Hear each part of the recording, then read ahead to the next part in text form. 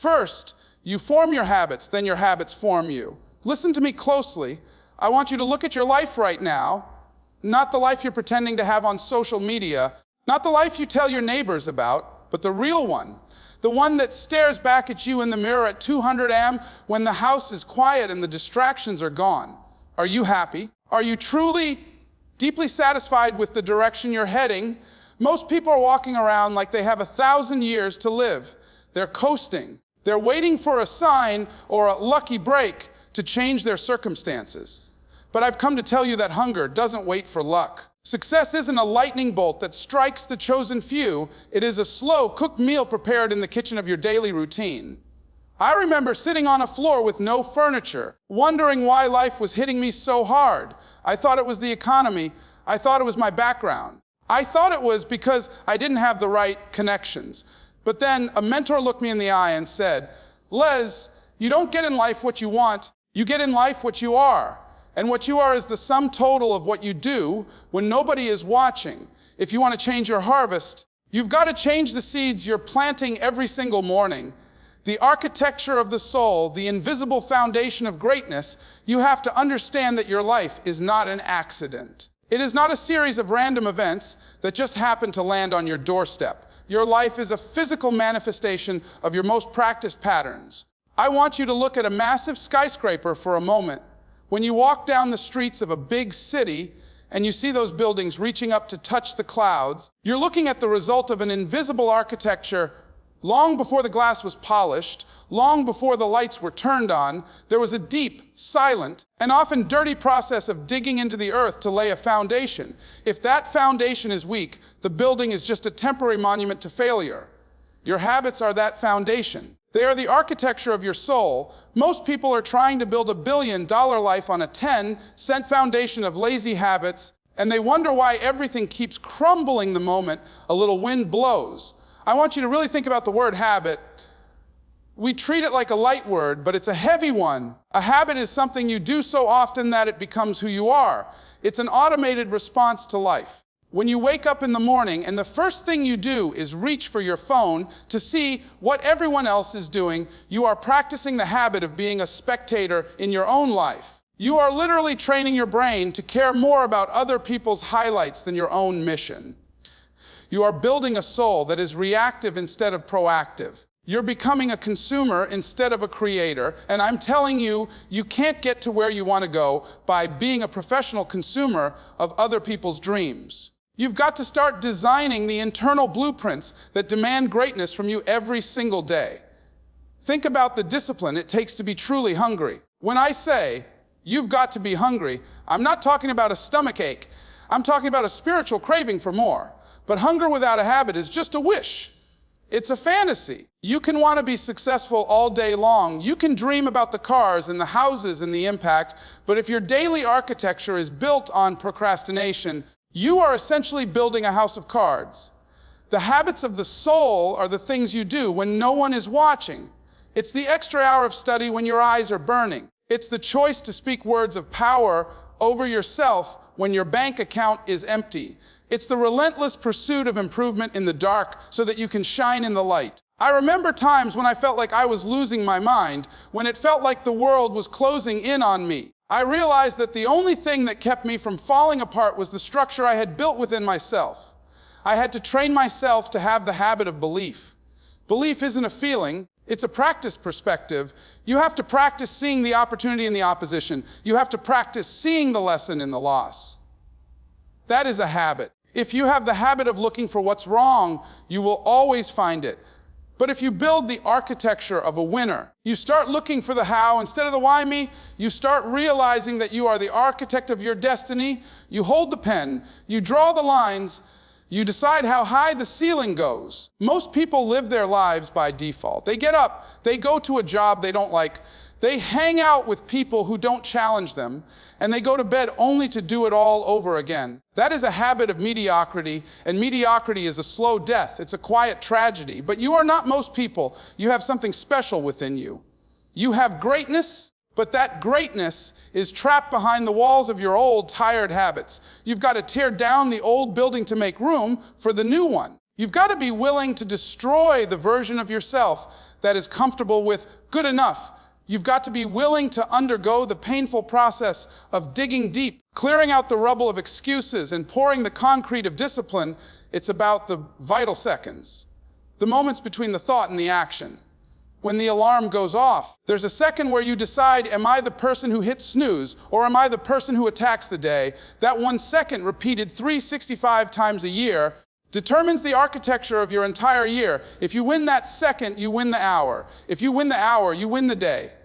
If you win the day, you win your life. You've got to get to a point where your habits are so strong that they pull you toward your goals, even when your motivation is gone. Motivation is a feeling, and feelings are fickle. Habits are a commitment, and commitments are what make you legendary. Build your soul with the materials of excellence. Make your foundation so deep that no storm, no critic, and no setback can ever take you down.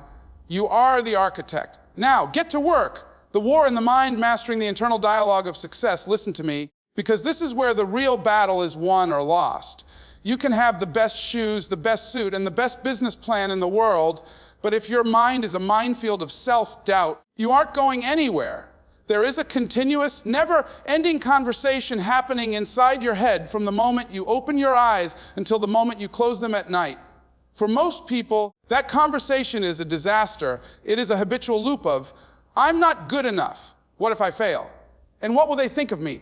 I'm telling you right now, you have to become the master of that inner voice, or it will become your master and lead you straight into the graveyard of could have been.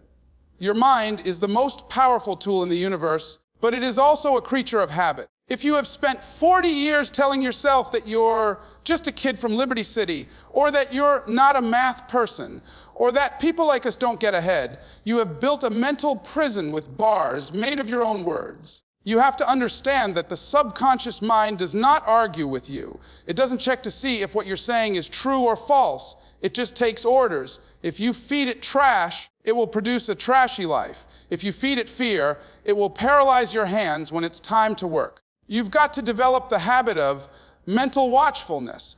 You have to stand at the door of your mind like a soldier with a bayonet and refuse to let any thought enter that does not serve your purpose or your greatness. I want you to think about the weeds of the mind. You don't have to do anything to get weeds in a garden. You don't have to water them. You don't have to fertilize them. And you certainly don't have to buy them at the store. They show up automatically. Negativity is exactly like that. It is the default setting of the human brain because the brain is designed for survival, not for success. It's always looking for what's wrong so it can keep you safe. But safety is the most dangerous place you can live. If you want to be legendary, to grow roses, you have to plant them, nurture them, and protect them. To grow a mind of success, you have to intentionally plant seeds of I can, I will, and it is possible. You have to do this every single day until it becomes a habit that is stronger than your fear. When you hit a wall, and you will hit a wall, that inner voice is going to scream at you to turn back. It's going to remind you of your father's failures, your mother's struggles, and your own past mistakes. It's going to bring up that time you tried and didn't make it. In that moment, you have to have the habit of the pattern interrupt. You have to speak back to that voice. You have to say, stop, I am the captain here. You have to interrupt the downward spiral of why is this happening to me and replace it with what is this trying to teach me? That shift in perspective is a mental muscle. If you don't exercise it, it stays weak. But if you practice it every time you feel a pang of anxiety, eventually your brain will automatically start looking for solutions instead of excuses. You have to feed your mind with the same discipline that an athlete feeds their body. You wouldn't eat garbage all day and expect to run a marathon, so why are you watching garbage television and listening to gossiping people and expecting to build a multi-million-dollar mindset? You have to develop the habit of intellectual nourishment. You've got to be reading books that challenge you. You've got to be listening to tapes. Yes, I said tapes, or podcasts, or whatever you've got that remind you of who you are. You have to drown out the noise of the world with the music of your own potential.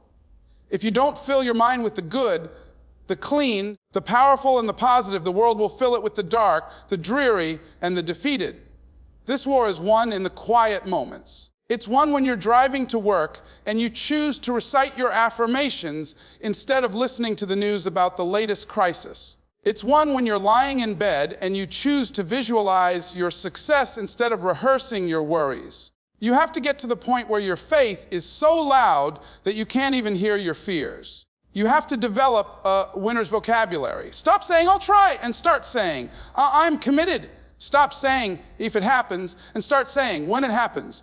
Your words are the vibrations that shape your reality. When you change the way you talk to yourself, you change the way the world talks to you. I'm telling you, you are not your thoughts. You are the observer of your thoughts. You have the power to fire the internal critic and hire the internal coach. The coach tells you to get back in the game.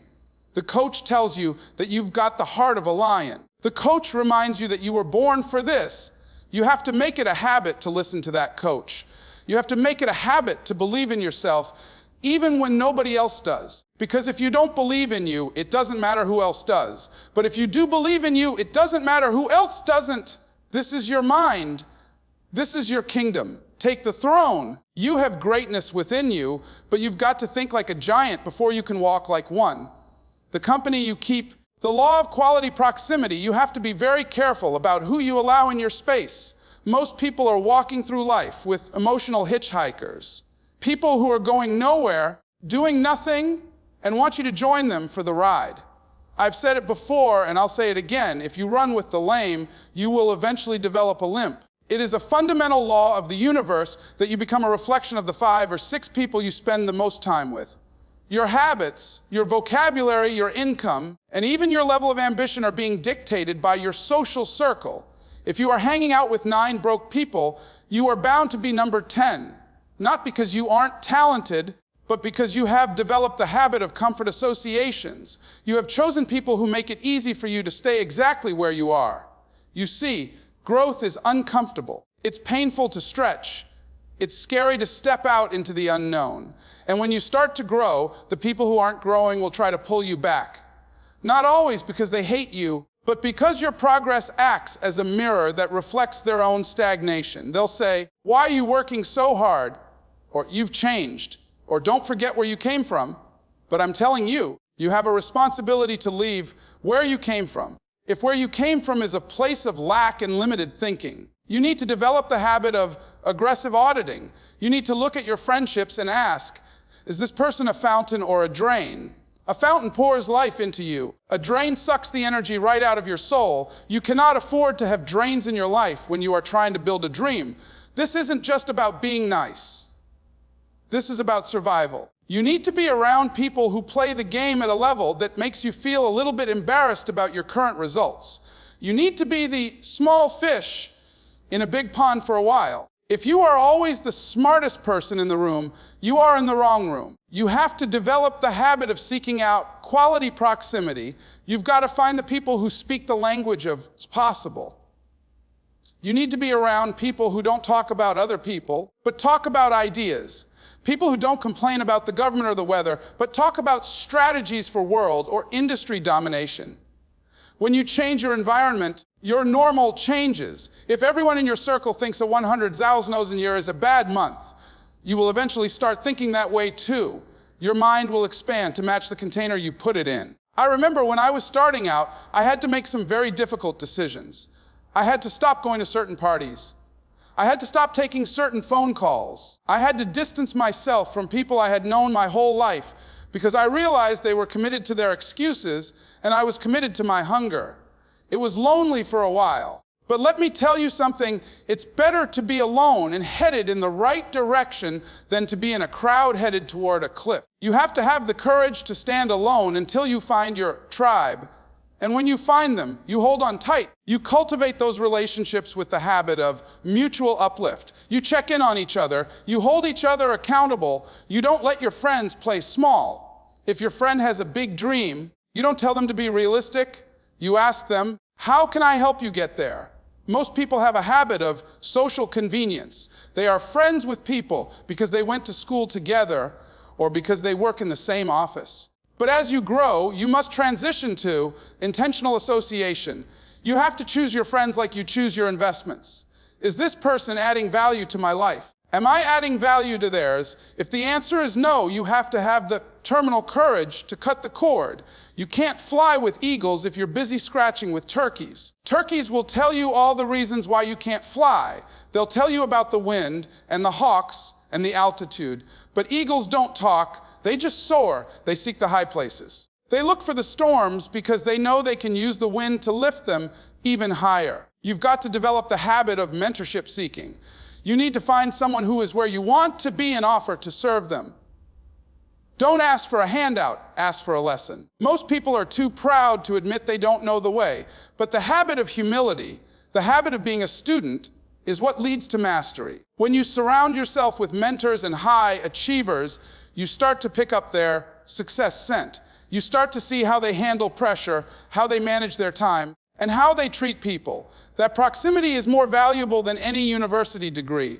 I'm telling you, the world is full of small-time thinkers who want to keep you in the small time with them. They will try to convince you that you're acting brand new. Well, you are brand new. You are a new creation. You have new goals, new standards, and a new destiny. You don't have to apologize for outgrowing people who refuse to grow. Your life is too short, and your mission is too important to waste time on minimum wage conversations. You have greatness within you, but you need an environment that feeds that greatness, not one that tries to starve it. Choose your circle wisely, because the people you walk with will determine whether you finish the race or quit at the first sign of rain. The discipline of the dark hours, mastering the craft in silence. Listen to me now, because we are getting into the heartbeat of what makes a champion. Everybody wants the spotlight. Everybody wants to walk across that stage and hear the thunderous applause of thousands of people. Everybody wants the big check, the influencer status, and the accolades. But I've come to tell you that the stage is just a confirmation of what you did in the dark. If you haven't been working in the dark, the light will only expose your lack of preparation. You have to develop the habit of the invisible grind. This is the habit of working on your dream when there is no audience, no camera, no validation, and no immediate reward. This is about what you do at 400 AM when the world is silent and the only person you have to answer to is yourself. In a world that is addicted to instant gratification, the habit of delayed satisfaction has become a superpower. Most people are surface workers. They do just enough to get by. They do just enough to keep their boss off their back or to keep their business from failing. They are convenience-driven. If it's easy, they'll do it. If it's popular, they'll do it. But greatness requires you to be commitment-driven. You have to develop a habit of deep focus that the average person simply cannot comprehend. You have to be willing to shut out the noise of the world and go into monk mode. This means turning off the notifications, closing the door, and diving so deep into your craft that you lose track of time. You have to become a student of the details. While others are sleeping, you are studying. While others are partying, you are practicing. While others are dreaming, you are doing. Think about the great ones. Think about Michael Jordan in the gym shooting thousands of free throws after everyone else had gone home. Think about the musicians who play until their fingers bleed. They didn't have a secret. They had a habit of technical obsession. They understood that you don't rise to the level of your expectations, you fall to the level of your training. If your training is weak, your performance will be weak. You have to develop the habit of the extra mile. If the job requires 8 hours, you give it 10. If the book is 300 pages, you read it twice and take notes. You have to do the things that other people are not willing to do so you can have the things that other people will never have. There is a sacredness to the dark hours. This is where you find out who you really are. When you're tired, when you're lonely, when you're frustrated because you've tried 10 times and it still hasn't worked. That is when your character is forged. You have to develop the habit of persistent refinement. You don't just do the work, you critique the work. You look for the flaws. You seek out the hard parts instead of avoiding them. Most people have a habit of path resistance. They look for the easiest way around a problem. But you must have a habit of frontal assault. You go right at the thing that scares you. You go right at the skill you're worst at. You stay in that dark room until you've mastered it, until it becomes second nature, until you can do it in your sleep. I remember when I was trying to become a broadcaster. I didn't have a job. I didn't have a platform. But I had a habit. I would go into my room and I would practice my introductions and my transitions for hours.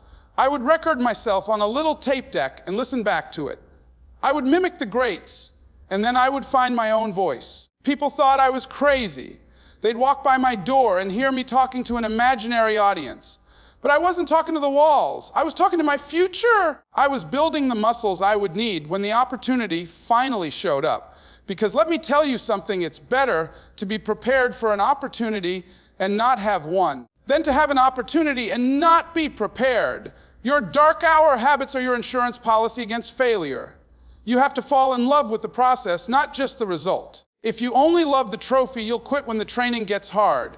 But if you develop a habit of loving the labor, you become unstoppable. You start to find joy in the sweat, joy in the struggle, and joy in the repetition. You realize that the boring stuff is actually the important stuff. The habit of daily incrementalism, the idea of getting just 1% better every single day, is how you build a masterpiece. You don't build a wall in one day. You lay one brick as perfectly as a brick can be laid, and you do that every day. Eventually, you have a wall that can withstand the test of time. I'm calling you to a higher standard of discipline. I'm calling you to stop being a part-time dreamer. You can't have a full-time dream with a part-time work habit. You've got to be all in. You've got to be obsessed. People will tell you that you're out of balance. Good. Balance is for the mediocre. Greatness is for the people who are willing to be unbalanced for a season so they can live a life that others can only imagine. Use your dark hours wisely. Use the time that others waste. While they are scrolling through their phones, you are building your empire. While they are watching fictional characters on TV, you are becoming the hero of your own story. You have greatness within you, but that greatness is only activated by the heat of your own discipline. Don't stop when you're tired. Stop when you're done.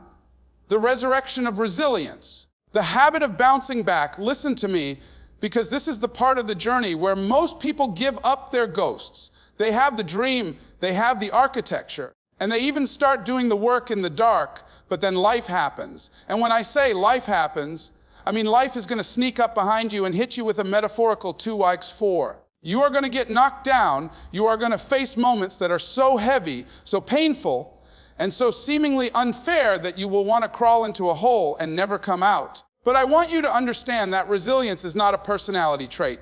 It is a habit. It is the practiced, repeated response of a soul that refuses to be defeated. You have to develop the habit of the resurrection. You have to get to a point where, no matter how hard you hit the ground, your first instinct isn't to complain, but to find a way back to your feet. Most people have a habit of emotional collapsing. When they lose the job, when the relationship ends, or when the business venture fails, they go into a state of permanent mourning. They start identifying with their pain. They said, I am a failure, instead of failed at this task. They let one bad chapter define the entire book. But you must develop the habit of separating the event from the identity. You have to look at your setbacks as data, not as a death sentence. When life knocks you down, you have to have a counter habit. My counter habit was always to tell myself, you can look up, you can get up. If there is still breath in your lungs, there is still hope in your heart. If you are still here, it means the world hasn't finished with you yet. You have to practice the habit of optimistic defiance. You have to look your problems in the eye and say, is that all you've got? Because I'm still standing. Think about the hunger habit. When you are truly hungry for your dream, you don't have the luxury of staying down. If you are being chased by a pack of wolves, you don't trip and say, well, I guess I'll just sit here and see what happens. No, you scramble, you claw, you fight, and you find a way to keep moving. You have to treat your setbacks with that same level of urgency. Resilience is the habit of shortening the recovery time. When I first started, a rejection would knock me out for a week. I'd be in bed, feeling sorry for myself, wondering why nobody liked me. But as I grew, I practiced the habit of getting back up faster. A week turned into a day turned into an hour turned into a minute. Now, when life hits me, I bounce back almost instantly because I have trained my spirit to recognize that the hit is just part of the process. It's the cost of greatness. You have to understand that the struggle is not your enemy, the struggle is your trainer. You don't get muscles by lifting light things. You get muscles by lifting things that are so heavy they make your fibers tear. That tearing is painful, but it is the only way to grow. You have to develop the habit of welcoming the weight. Instead of asking for a lighter load, you need to start asking for a stronger back. Every time you face a no, Every time you lose a deal, every time you face a health crisis, you are in the mental gym. You are building the resilience muscle that you will need for the next level of your life. If you don't have the habit of overcoming small obstacles, you will never have the strength to handle the massive responsibility that comes with true success. I remember when I was struggling to make ends meet, and it felt like every door was being slammed in my face. I had to develop the habit of internal validation.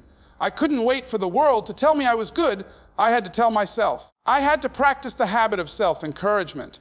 You have to be your own cheerleader when the stadium is empty. You have to have a habit of speaking life into your own situation. When you're broke, you don't say, I'm broke. You say, I'm in a temporary state of financial transition.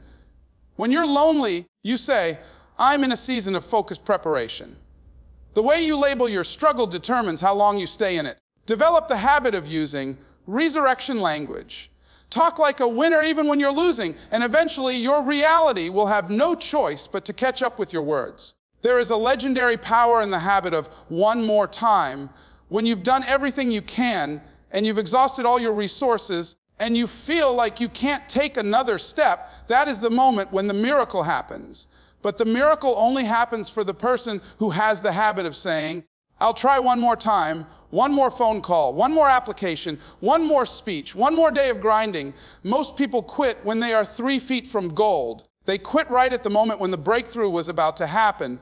But if you have the resilience habit, you keep digging, you keep pushing, you keep believing, because you know that the sun always rises. It might be a long night, it might be a cold night, it might be a lonely night, but the morning is coming. I want you to make a commitment to yourself right now. Commit that you will never let a temporary setback become a permanent failure. Commit that you will use every stone that life throws at you to build a monument to your own persistence. You are made of unbreakable material. You are the descendant of survivors. You have the DNA of conquerors flowing through your veins. Don't you dare give up on your dream just because things got difficult. Difficulty is the filter that keeps the unworthy out of the winner's circle. Show life that you are worthy. Show life that you have the habit of resilience. Get up, brush the dust off your clothes, and get back in the fight. You have greatness within you, and that greatness is best seen when you are rising from the ashes of a defeat. It's possible. The spirit of immediate action, the habit of now, listen to me, because this is the final frontier. This is where the dreamers are separated from the achievers, and where the talkers are separated from the walkers. You can have the architecture, the mindset, the right circle, the discipline, and the resilience, but if you don't have the habit of immediate action, all of that potential will simply rot inside of you. I call it the spirit of now. We live in a world that is addicted to someday. We say, someday I'll start the business. Someday I'll get my health together. Someday I'll write that book. But I've been to the graveyard, and let me tell you, it is the wealthiest place on earth. It is filled with businesses that were never started, books that were never written, and songs that were never sung, all because people were waiting for a someday that never showed up on the calendar. You have to develop the habit of moving while the fire is hot. You have to develop the habit of executing under pressure. The biggest thief of human potential isn't failure, it's procrastination. Procrastination is the arrogant assumption that God owes you another chance to do tomorrow what you were too lazy to do today. It is a habit of the soul that says, my time is infinite, but I'm here to tell you that the clock is ticking for all of us. You don't have forever to make your mark. You don't have forever to take care of your family. You don't have forever to be the person you were created to be. You have to develop the habit of the first step. Most people fail not because they lack talent, but because they never start. They spend their whole lives getting ready to get ready. They're waiting for all the lights to turn green before they leave the house. But the lights only turn green as you move toward them. You have to have the habit of starting before you're ready. You have to have the courage to be clumsy and imperfect in the beginning so that you can be masterful in the end. Think about the urgency habit. When you see a person of high achievement, they move differently, they walk faster, they decide faster, and they act faster. They have a habit of decisiveness. They know that a good plan executed today is better than a perfect plan executed next year. You have to train yourself to shorten the gap between the idea and the implementation. When you get a hit of inspiration, when you feel that hunger in your gut, You have to do something physical to ground that idea. Make the call, buy the domain, send the email. Do it now. If you wait for the perfect moment, the momentum will die, the fear will set in, and you'll talk yourself out of your own greatness. You have to outrun your own excuses. You have to develop a habit of action-oriented thinking.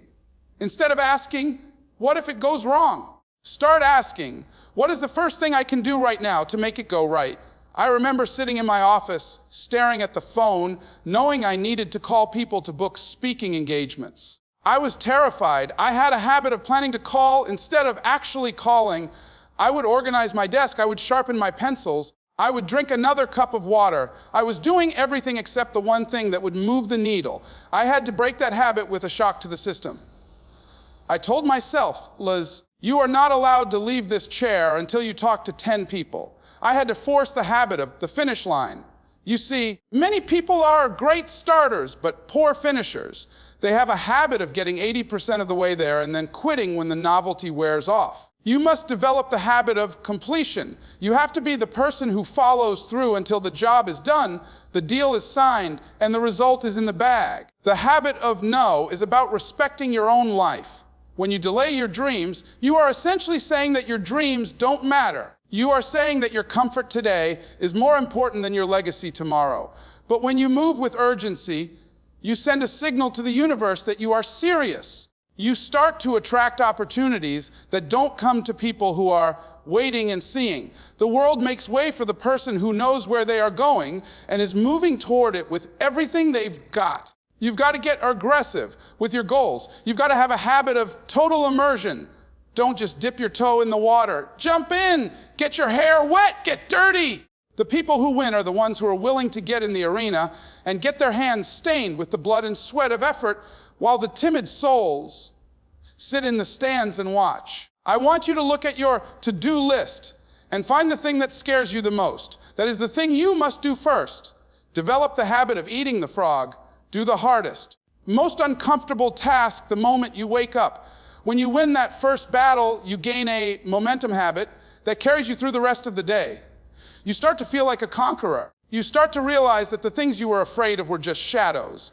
But you only realize that through action. You cannot think your way into a new life. You have to act your way into it. You have to be obsessed with the present. Don't worry about next month. Don't worry about next year. Just this hour. Just win this moment. This is your time. The someday you've been waiting for is called Friday, March 13th, 2026. It is right here, right now. You have greatness within you, but greatness is a participatory sport.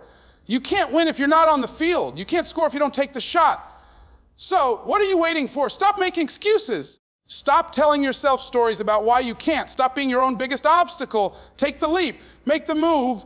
Start the habit of now. And watch how fast your life begins to transform. You have the power, you have the heart, and you have the hunger.